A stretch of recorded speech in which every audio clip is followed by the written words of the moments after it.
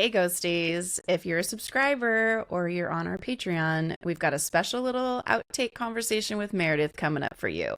It's all about life in a cult. So buckle up. I'm also curious how it went from your parents listening to meditation tapes to you moving to Oregon and then the subjugation of was it a Bible-based meditation? I'm so Yeah. So it was called the Foundation of Human Understanding. And it was sort of a Judeo-Christian based cult. But as with many cults, it didn't have a lot of factual foundation in anything.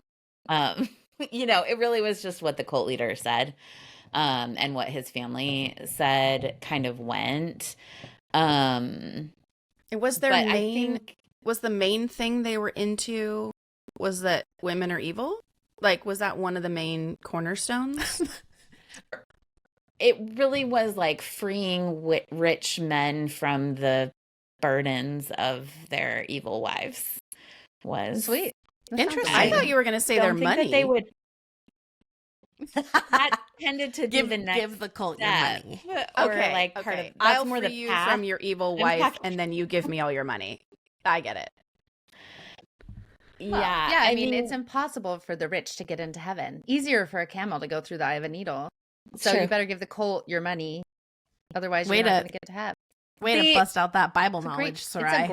It's a great business model. Let's be honest. I mean, it was very if you look at the overlap between that cult, evangelicalism, and just being Republican at the time, there's a strong Venn diagram there.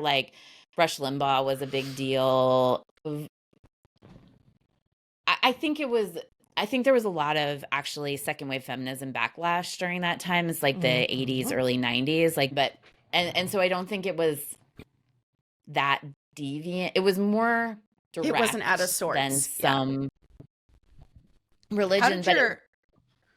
Was your mom involved? How did your mom do it? Oh yeah, my mom was very committed to it. I mean, I think to me, my experience is that women are just as likely to reinforce sexism as men are. And I think that it does kind of speak to that mindset of if you can outsource all your decisions, then you can never make a mistake, then you can be perfect if you're never making a decision. And you're never to blame for anything. My mom had pretty severe postpartum depression after my brother was born.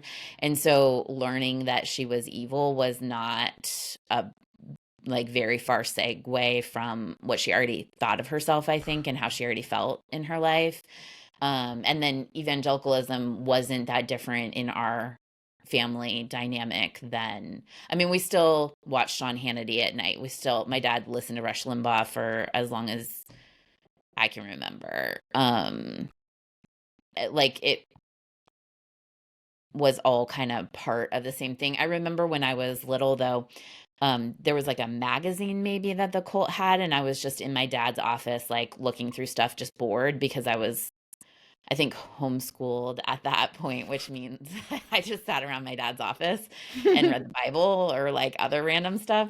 And so I was looking through this magazine, and there was this comic, and the comic showed young couple, and it was a burly man and a little tiny white 50s wife. And then it was 6 frames, and the woman got bigger and bigger, and the man got smaller and smaller until the man was in a coffin, and it was this big fat woman. And it was these are the dangers of women. That was how literal it was, was sign me up for that plan. I would like that. Don't tell Nick. Yikes.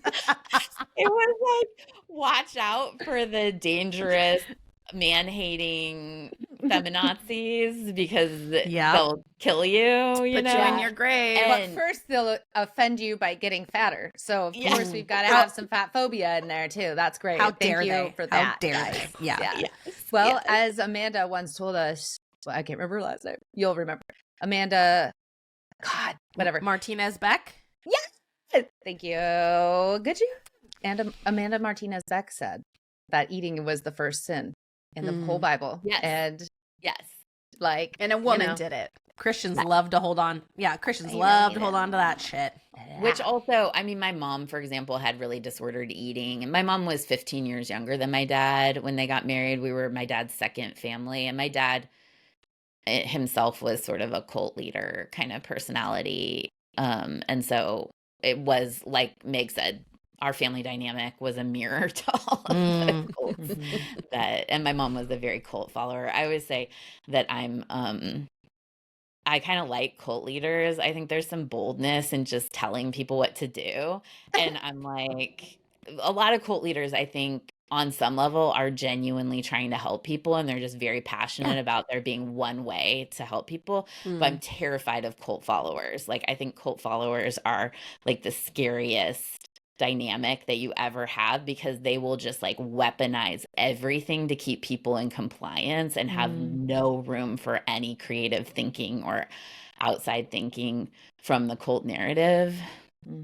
I feel like cult followers oftentimes they buy into it so much more than the actual leaders. I think the leaders buy into it at the beginning, and then I think it like grows beyond them, and they almost don't have a plan. It feels like they just kind of make shit up and get weirder as they go, you know, as they get more power. But the followers, like from watching, you know, I was very into the Twin Flames like docuseries or what have you, and just watching like the people who have now gotten out, but the things that they did, you know what I mean? The things that they convinced their friends to do, the really terrible relationships to stay in and all this, because they believe activity and actually harming people. Yes.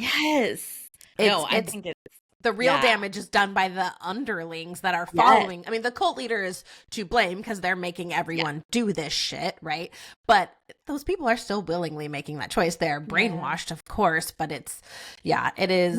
We'll probably get into more culty things this season because it's fascinating. Like when you've left, you know, I think the jury is out on whether mainstream evangelicalism is a full-blown cult. I think it's pretty damn culty. Like, it's different than the smaller cults we're used to studying, right? Because there isn't necessarily like one leader person or what have you. So it's, I guess, a little bit of a gray area, but I think it rings really true to so many of us raised in evangelicalism. Do we think that the Republican Party is the cult leader of the evangelical church? I mean, at I least think currently you have to have one in America person. Like, you have to have your strong I just feel like there's this entity. It's Trump. It's I think it's a Trumpified Jesus. That's American Jesus. Yeah. And American exceptionalism Jesus. We all know that guy. Yeah. And like Don Jr. is his own little cult leader, and Ron, and like Marjorie Taylor the Sheila. Yeah. Like in Wild Wild. Everyone, you need to know I do love Sheila from Wild Wild Country, from the Rajneeshi cult. And I'm a stan. Really, her administrative skills off the charts. I know. She really nailed really making a cult work well. Yeah, she did it great. Okay, here, what's your not that we like them, but favorite cult? Like, what's your favorite one to go down the wormhole? Obviously. It's so good. To get branded. Yeah. I mean, Meg, do you know what Meg just bought? No. She bought a brand. You saw it. Oh, yeah. Branding iron. I was scared, and I was like, I'm a no on this. I was like, we're not branding people here, okay? God. Yes. This was like a fun woodworking thing. That's right. Let's not. Look, no ghostie's going to get branded MLM by me, details. okay? I mean, okay, Nexium, though, like, if you're telling people what to do at 11 p.m. in a middle school volleyball gym, and they're going and branding each other over it, like, you just have got to, like... That's right. Good job. Good for you. Real good stuff.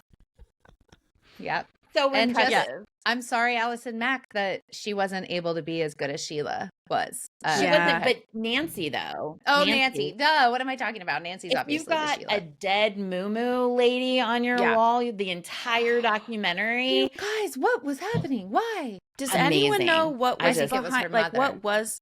Oh, God. Cults make you do weird shit, okay? such weird shit. I'm still so fascinated, like MLMs, but like the first season of the podcast, The Dream, where they talk about I love essential that one. oils. Yes. Oh my gosh, blew That's a my good mind. That's a good. The current season of The Dream is like kind of talking about like life coaches and stuff, but how some of them get very MLM-y. Yeah. All of that stuff is like, oh, and then I loved going down the LuLaRoe, is that it? That docuseries? Yeah. Like I how didn't did watch that selling one. Oh, it's fascinating how, selling, like, it's so culty. It's like, and it's not really And then religious though. Like every Christian woman I know, not every, but many, A lot many of them. Yeah. go It down was that. What's the Christian, one about- Mormon, big time. The woman in Africa who was doing medical care Savior with no Complex. license. That's what we're Okay, gonna I haven't seen it. we're gonna watch that next. I want us to watch it like on the same night and maybe be texting each other Great. like through it so we can like save screenshots or whatever, and Love then it. Get do ready, an episode on ghosties. it. Maybe that's even our next, because I'm thinking that we do Savior Complex next, and then we do an episode maybe on YWAM, and then maybe I think we should do like 3 on like the cult of short-term missions, essentially. Yes. I love that. Oh, I got That's a so good much idea. to Very say. good call. All right. But Good. I have do a lot of think, experience. Like I do. Yeah, I think you that do. like short-term missions and like general mainstream evangelicalism, it's not like the Enron of cult. It's more like the doTERRA of, like Yeah. It's in ter- a little pretty- less. It's less. It's yeah. shocking. It's less shocking, I guess. Like you're like still There's don't some do- okay, altruism whatever. going on, I mean, we call it Savior Yeah. Complex, but that's not what you think when Yeah. you're out on a mission. You White, just it's white saviorism. There's a podcast about that one too. I think it was called The Missionary. It's really interesting. So Yeah. go over to it. There's so Yeah. many culty things to talk about, but I know that we have kept you for a long time. I just wanted Oh, to no, like you're nerd- good. Yeah. final question that I have for you today, Meredith, is how did that betrothal go? So are you happily married now or what? 30 years of wedded bliss. Yes. It was the dream that I didn't know I had. Yeah, it was not great. I did not love that kid, and I was super obsessed with Anne of Green Gables. So in my mind, I was like, well, Anne and Gilbert hate each other for a while, and my mom and dad would tell me that, and I'd be like, I think I hate this kid, like for real though. And at one point, he was homeschooled. So I was going to the cult school, which was actually like a fairly academic school. And I was having fun because it was the first time I had gone to school. And it turns out I was kind of a little bit of a school bully, I think. Like in retrospect, evaluating my behavior now, I'm like, oh, I had a lot of confidence that was like maybe people reported as harmful. And so I had like a friend group. And this is like 3rd grade, right? And I was pretty tight with my friend group. And then the kid I was betrothed to started coming to the school, and he was mad because I wasn't only hanging out with him. So he told his mom to tell his dad to tell my dad that I needed to only hang out with him at school and not have any friends. And I lost my mind. And I was like, this is not okay. I was so mad. Like, I remember being like seriously afraid, though, that my parents were going to say I had to do it. And I couldn't not do it if my parents told me, because my dad's consequences were like fairly severe, like in terms of like you're disowned and now you can find your way on the streets. Because you're 7. You're 8, I guess, 3rd grade. Yeah, cool. Yeah.